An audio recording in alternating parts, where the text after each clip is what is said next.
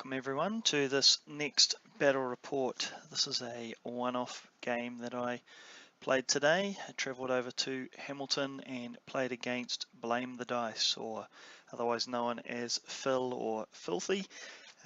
Played a game against him while over visiting family. It was nice to play against Phil again. Haven't seen him on the tournament scene since the beginning of the year, so good fun game for us. He got to try out his new army, Undying Dynasties, and I got to try out playing them, as I've only actually ever played them once before. They're not a very common army in New Zealand. So looking at my list, it is the same as from my game over in Tauranga just the other day. This is the list that I'm taking to my next tournament, War Banner. One of the things that stands out is I only have the one scoring unit, a big block of 45 Forest Guard. Reason being that War Banner is using a different rule system, scoring is not as important, and the objective is very much to kill as much as you can.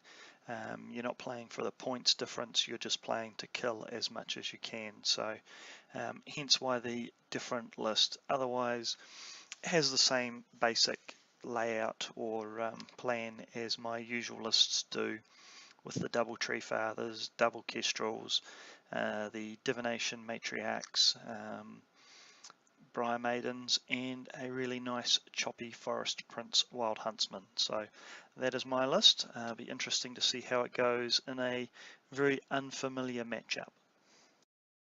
So now looking at the Undying Dynasties army that is before me, already looking fantastic, I must say, even though it's barely been started. So Blame the Dice, or Phil, has brought along his Hierophant Master, Wizard, 4 spells, Book of the Dead. He's got the Shielding Scroll, the Sandstorm Cloak, and of course he's got Evocation. He's got 2 units of Skeleton Scouts, 2 Catapults, 4 units of Necropolis Guard, 4 units of Archers, 2 Battle Sphinx, and 2 Caskets. So lots and lots of scoring, very MSU, and a few things there that worry me. The fact that we will struggle to destroy a unit in a turn outside of combat means we pretty much won't hurt him much from range. Not that I have a lot of shooting anyway. But he's also got the 2 Sphinx that will be difficult to kill. I don't have a lot of poison shooting. Really hoping I roll up Fate's Judgment and Unerring Strike for my spells. And then he's got the Catapults, which could make a mess of my Tree Fathers, but also that lovely juicy Spearman unit that I've got. So fairly challenging. And the fact that he's got 60 archers hitting on 5s means I can't stack the modifiers like I normally would with forest and skirmish and long range and so forth. So he's got the power to hurt me at range, which I'm very nervous about. So now looking at the spells for my 2 matriarchs, they've done very, very well. My general has got Scrying and Fate's Judgment, while my other matriarch has Know Thy Enemy, which is not particularly useful, but fortunately we got Unerring Strike. It was very, very critical that I got those 2 magic missiles. With them, that will give me the option to wound the Sphinx from range, pick off the catapults and the caskets from range. Just very, very important to have those magic missiles without the shooting that I have. And looking at the spells for Undying Dynasties, so he has got Spectral Blades, Dance Macabre for the movement, he's got Whispers of the Veil, and for his double up on the 5 he chose Ancestral Aid. Pretty glad actually that he didn't choose Touch of the Reaper. That spell gives my lord the heebie-jeebies. He hates it, so very pleased that I don't have to worry about him trying to snipe my character. I think in combat I'll either kill the unit before he goes, or he'll have very little left anyway. So I think the rerolls to hit and the rerolls to wound, probably not a major problem for me. So we are playing Battle Line, and the secondary objective was to hunt down the 3 scoring units, but as you'll notice during the game, we forgot to place any markers to show them. I only have 1 scoring unit for him to hunt. I forgot to choose and mark any from his army. If I had picked, they would have been his skeleton units, as they're usually pretty easy to pick off. For deployment, he chose sides and I chose for him to drop first. We traded drops a number of times before I put everything down and chose to go first with a +6 or 7 on my roll, something like that, meaning that I will end up with first turn. So from left to right, we've got our 2 units of Dryads on the left hand side. Mostly at the moment, the forest is there for them to get the channel bonus. They're fairly central still to the middle of the map, so that mainly they've got a wide arc of options for their 2 divination magic missiles. Didn't come back to hurt me, but I think bringing them this far over to the left and having my Frenzy Lord all the way on the right probably wasn't a good move, and that's not something I would usually do. So next to the Dryads is my first Kestrel unit, nice and central, in behind an impassable terrain there, so option to stay there if I want to keep them safe, or they can vanguard pretty much anywhere into the center of the board. More across to the center, we've got our 2 Tree Fathers there, stuck in between 2 impassable. Basically, they're just going to push forward and look to get into combat as quickly as they can. The Sphinx are maybe a little bit of a problem with their lethal strike and toughness 8, but generally they can probably do alright in just about any of the matchups with this army, so they will be pushing forward quite aggressively. Ignore the Elk Lord on my turn counter there. He snuck his way onto my tray and made a trip over to Hamilton. He is part of the special secondary objectives for Warbanner, so that's why he's hanging out with my army at the moment. Next to the Tree Fathers is my big block of Spearmen and BSB. Similar to my last game, I seem to be having trouble fitting them into my deployment line. Going to have to think more about how I do this for the tournament. So far, 2 games, I'll give you a little heads up here, they don't do anything in this game either, so I'm not even sure they've got off my half of the board yet. Need to look at using this unit a little bit better probably. Across next to them is my other unit of Kestrels, not quite as central as I would have liked, but they are able to vanguard and get into a good attacking position fairly quickly. And then my Briar Maidens and Lord are right out here on the right hand flank. It's not normally where I like them to be. I mainly put them there in response to where I thought he might be putting his Sphinx, and did kind of work out in the end, but yeah, normally I'd keep them a lot more central. So now looking at Phil's deployment. He was able to place quite a few of his drops later on. So starting on the right hand side here, he's got his archers, 2 units of scout cavalry, got a casket right in the back corner, a catapult, another unit of archers, and a battle sphinx. He put the battle sphinx down there later on, and the casket I think might have already been there, as well as the catapult, which I think was part of my thinking with the unit of Briar Maidens over there, was to try and counter that threat. You can see his Hierophant is hiding in behind the impassable terrain there. Really curious as to why he kept him out of a unit. I guess at the moment he wanted the option of where he was going to send him, remembering that he can fly, but yeah, curious option there. Moving into the middle of the board, you can see he's got his other units of archers, catapult, sphinx, another casket, and then his necro guard units all fill up this left hand side of the board. Again, quite curious really in that I don't actually have much on that left hand side, just my Dryads and my Kestrels, both of which are very fast moving and don't have to engage if I don't want them to. So yeah, I think Phil gave me a number of bonuses in deployment. Overall, I'm pretty happy how we've matched up. I won the role to go first, obviously, and took first turn. Just before we get into first turn, quickly looking at Vanguard. So Phil went first and moved his skeleton scouts forward for his first Vanguard. So therefore I chose not to Vanguard the Kestrels opposite, as they were now within a reasonable charge range. I did though, for my second Vanguard, move my other Kestrel unit forward.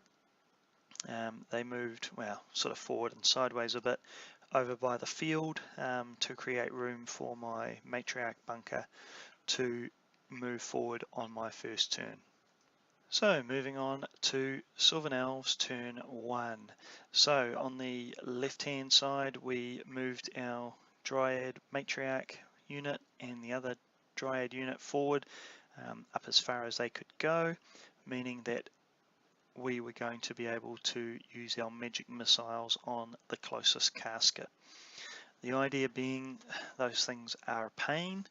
I don't want to be near it when it explodes, and currently he has about 6, maybe even 7 units in range if it blows up. So my hope is maybe I can get a lucky magic missile or 2 through, blow that up, remove that threat, but more importantly weaken all of those units as well. So that is the plan on that side.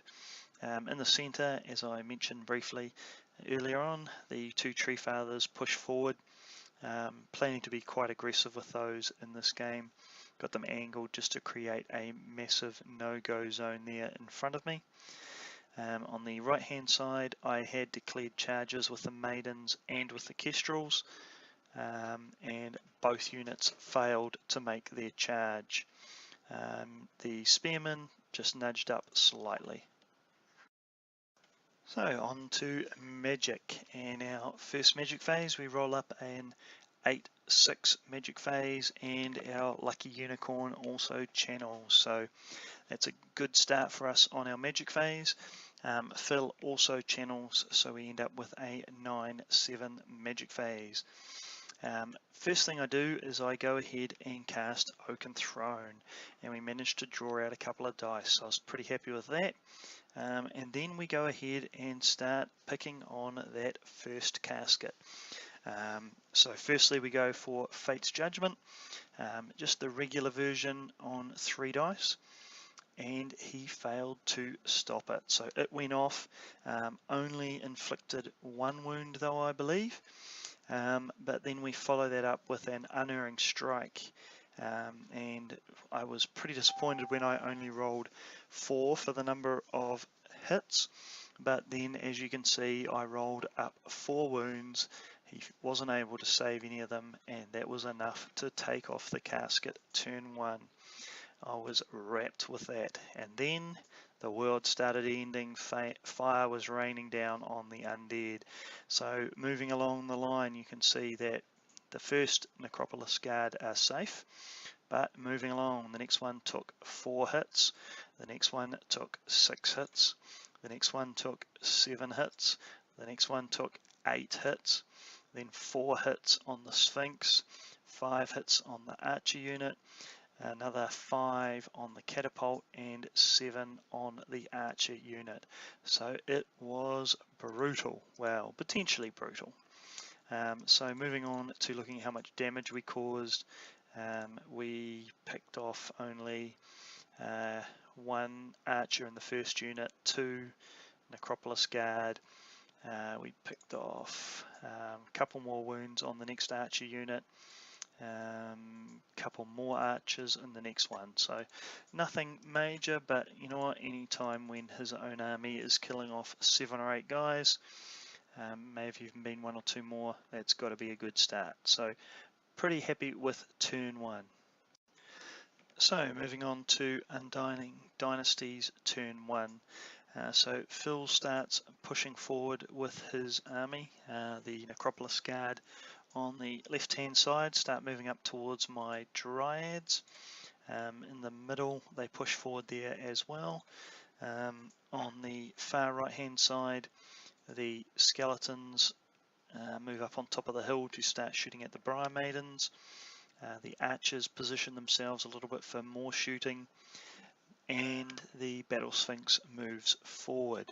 Now, very interestingly, he moves his Hierophant, flies over into the middle of his army line, but does not hop into a unit. I was very intrigued by this move. Later on queried Phil about why he did this, and I think he was a bit worried about me perhaps charging a unit and the Hierophant getting stuck in combat. But in my mind, as soon as I saw him do this, I thought I can move both tree men up and shoot him. I can move my Matriarch Bunker forward and magic missile him, and I can move my Briar Maidens forward and magic missile him. So I would have 2 Tree Fathers and 3 magic missiles all to throw at him, trying to get those 3 wounds through. Huge opportunity, and if I'm able to pull it off, will almost secure me the win, I would imagine. So moving on to Undying Dynasties Magic Phase. In the Magic Phase he has the ability to start with 7 dice and add a D3 to that. So after the D3 was added on and I channeled, we ended up with a 9/7 Magic Phase. So he went on and tried to cast his Bubble Evocation. Looked over his spells and really wasn't too worried if he did a magical move, as I'd be able to countercharge him. Doesn't have any magic missiles, and if he put rerolls to hit, rerolls to wound on any of his units, well, I would just charge one of the others as he's got so many to choose from. So kind of decided that this was pretty much the only spell that I really needed to worry about, so we threw all of our dice to make sure we stopped it. Then I realized that he still had his casket that could shoot at my Briar Maidens, which he did. Hadn't quite checked that rule as carefully as I should have. Knew that I rolled 3 dice for my leadership test, but I had thought it might be a bit like Swift Stride and you remove a dice, but no. So this could have hurt a lot more than it did.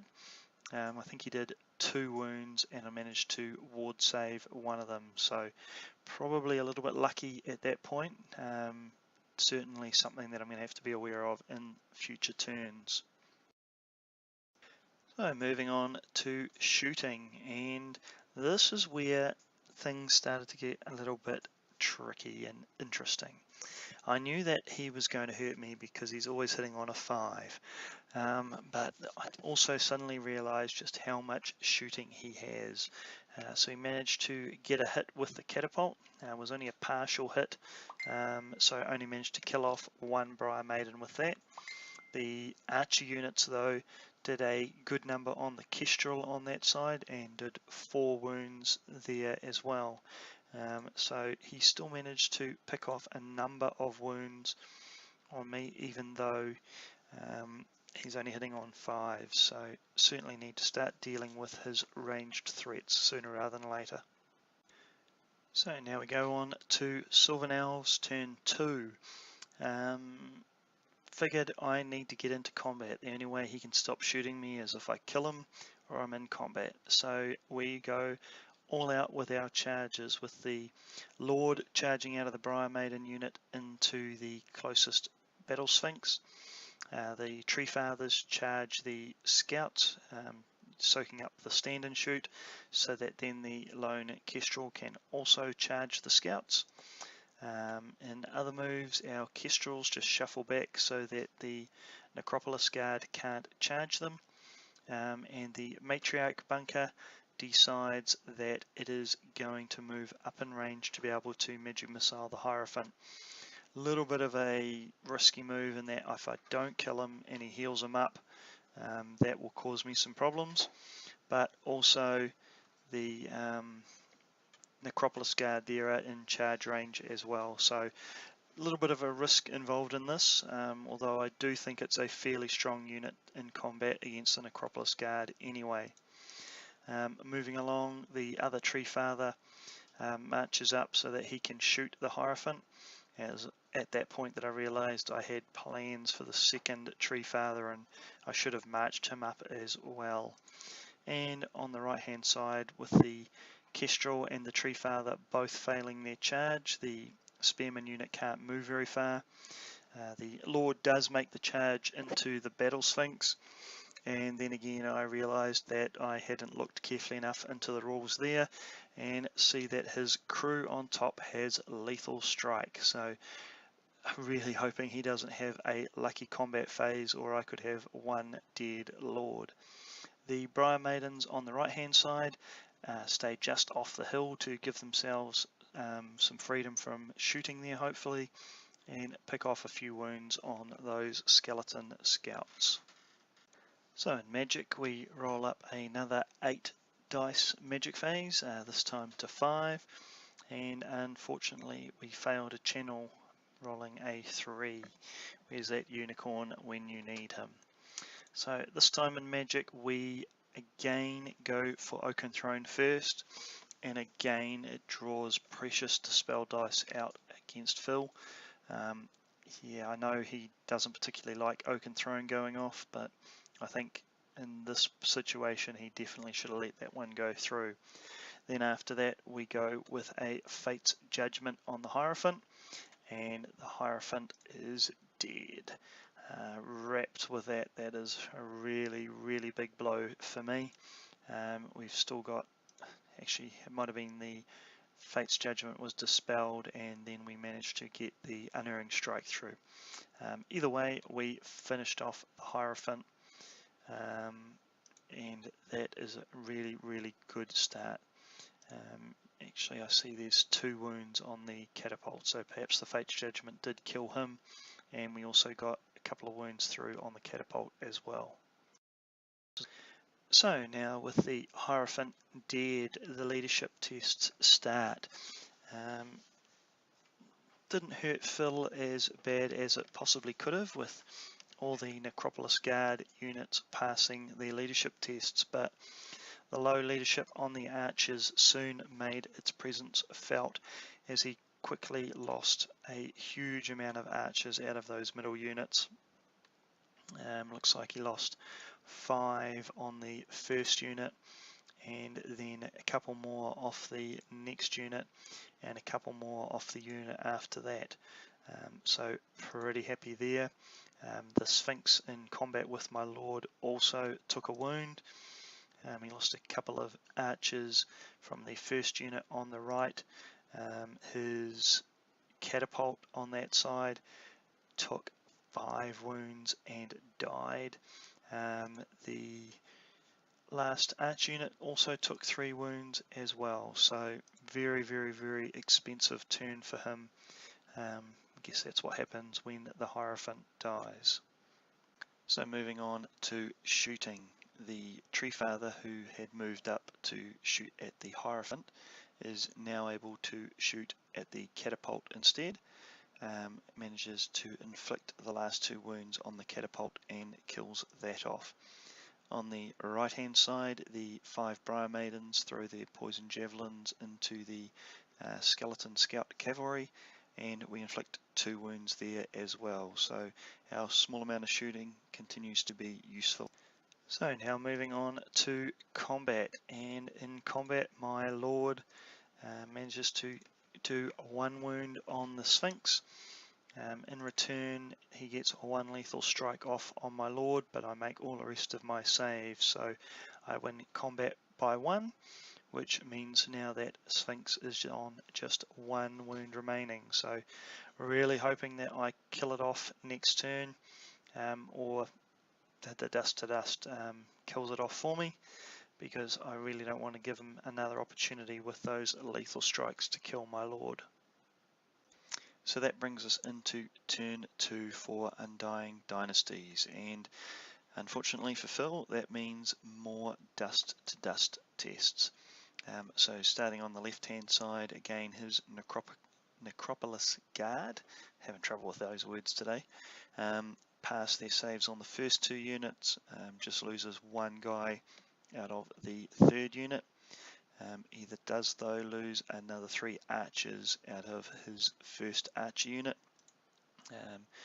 Then he takes 2 more archers out of the archer unit next to that, and then I think 3 more out of the following archer unit. So dust to dust is really making a mess of those archer units.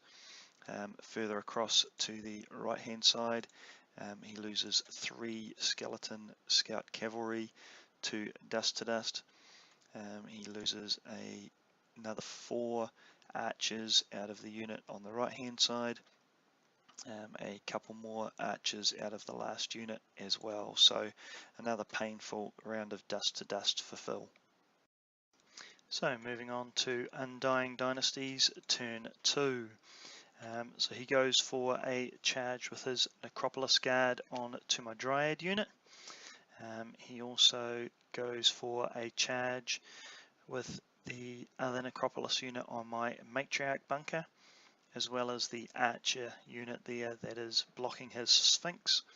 Goes for the Matriarchs as well, so that the Battle Sphinx in behind can charge my Tree Father. So also on the right in the remaining moves phase, he maneuvers his scouts and archers to be able to pick off more wounds on the Briar Maidens. In the centre he moves his skeleton archers up so that my second Tree Father can't charge the Sphinx in the flank. And across on the left hand side, 1 unit of Necropolis Guard managed to make it in on my Dryad Matriarch unit. The skeletons and the other Necropolis Guard fail their charge, so hopefully my Matriarch bunker will do a good number on the Necropolis Guard. While it would be a reasonable trade, not sure I want to trade my general for his just yet. Moving on to Magic, he rolls up a 6/4 Magic phase, and again we are able to channel. He's only got now though the 1 bound spell from the casket, so he throws all 5 dice at it and we are able to dispel it. So really good that he's now pretty much limited to little to no magic as well. In shooting though, he reminds me that he still has a reasonable amount of ranged firepower. He manages to kill off a few more Briar Maidens on the right hand side through shooting from the skeleton scouts as well as the skeletons up on the hill. Fortunately we pass our panic test. He also shoots with his other unit that just moved up to chaff the Tree Father from charging into the flank of that Sphinx, but with an end to wound on 6s he's unable to inflict any wounds there. So yeah, not too much damage done this shooting phase.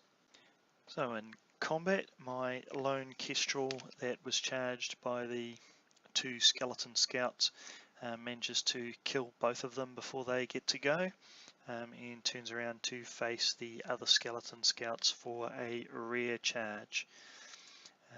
The Tree Father and the Sphinx go at each other. The Tree Father manages to do his crush attack and hits to do 3 wounds, but in return the Battle Sphinx did 4 wounds to the tree, and he fails his stubborn leadership 9 test and runs a whole 3 inches and is run down and destroyed. So a little bit unfortunate there. And while he's doing that, the Lord does a great job fighting the other Sphinx, manages to pick off the last wound there and turn and face the skeleton archers and cavalry that are over on my right hand flank. And our last combat, the Matriarch unit against the Necropolis Guard there in the centre.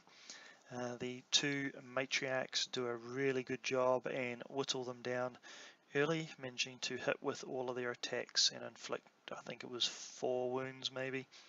and then the rest of the Dryads also inflicting a few wounds. So we win combat reasonably well, and he starts to crumble, leaving just 3 Necropolis Guard for the next round. So a very, very effective combat phase for the Sylvan Elves.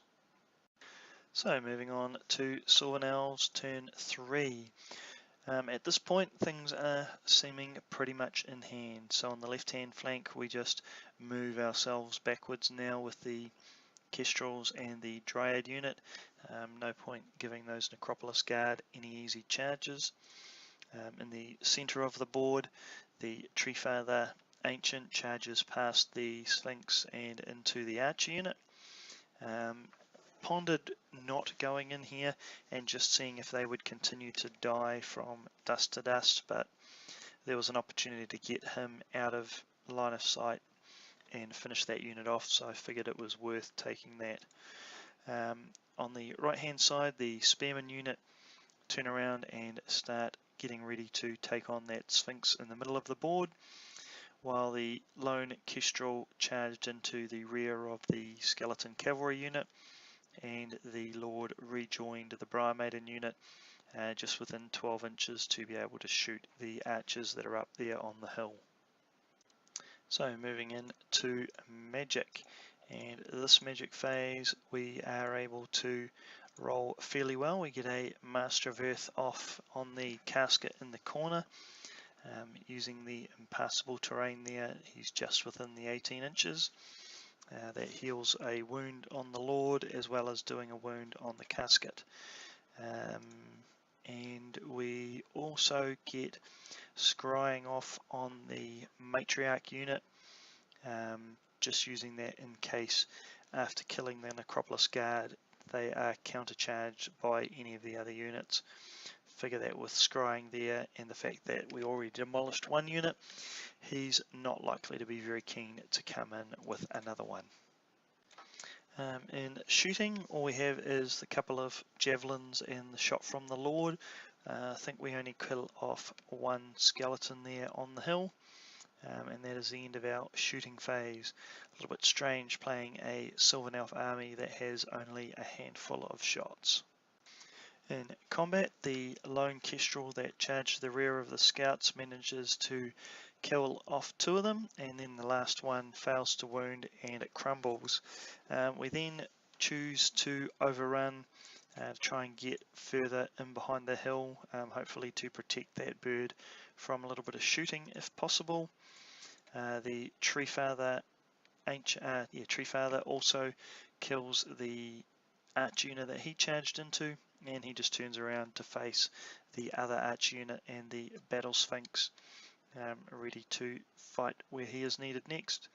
And the Matriarch Bunker kill off the last 3 Necropolis Guard, and just remain out of line of sight for the Battle Sphinx so that it can't charge me next turn. So again, very productive turn for the Sylvan Elves. So moving on to turn 3 for the Undying Dynasties. So again, another dust to dust round of leadership checks, and again all the Necropolis Guard are quite happily passing their tests. So we go along the line. I don't think he loses any Necropolis Guard, loses a couple of archers out of each unit. Also takes some more serious damage on the right hand side. I think another wound on the casket, and a few more archers die.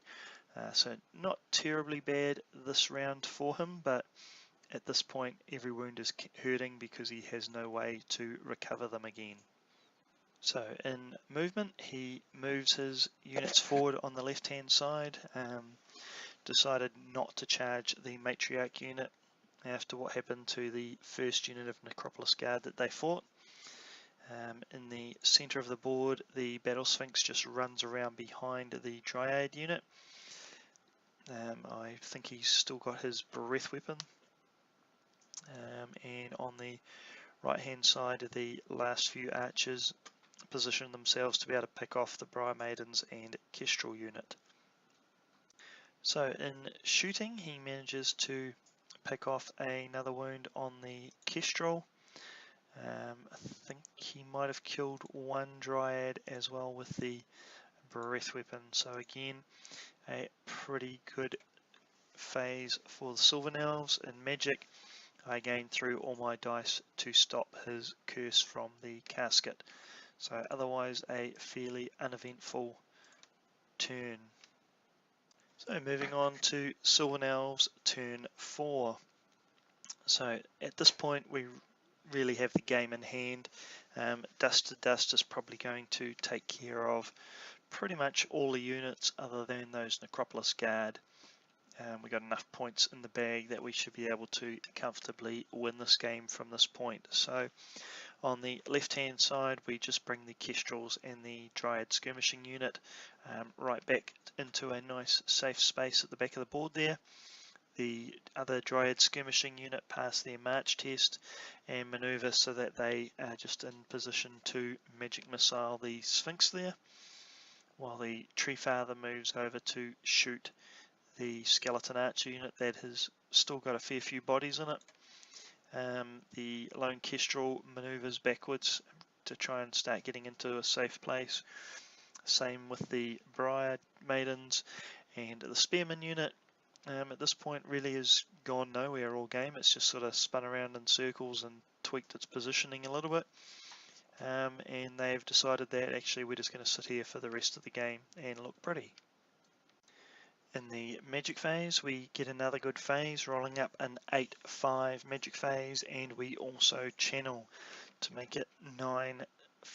So useful magic phase here. So we use that to pick off another wound on the casket with our Master of Earth. Unfortunately, we miscast and kill off a couple of Briar Maidens in the process. Not overly happy that we're killing them off. He's now got half points on that unit. A little bit worried now that he's got an opportunity to finish the unit off.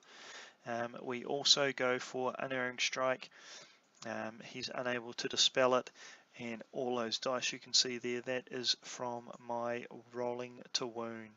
I think from memory I did 9 wounds all up, and as you can see we hit with 8 of them on a 4+, so that was the end of the Battle Sphinx and pretty much the end of his last threat.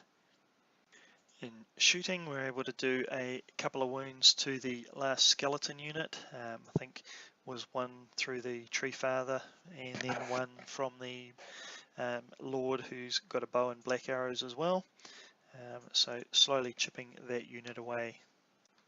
So moving on to Undying Dynasties turn 4. First thing again is the Dust to Dust roll, and you can see he's lost a couple of Necropolis Guard this time.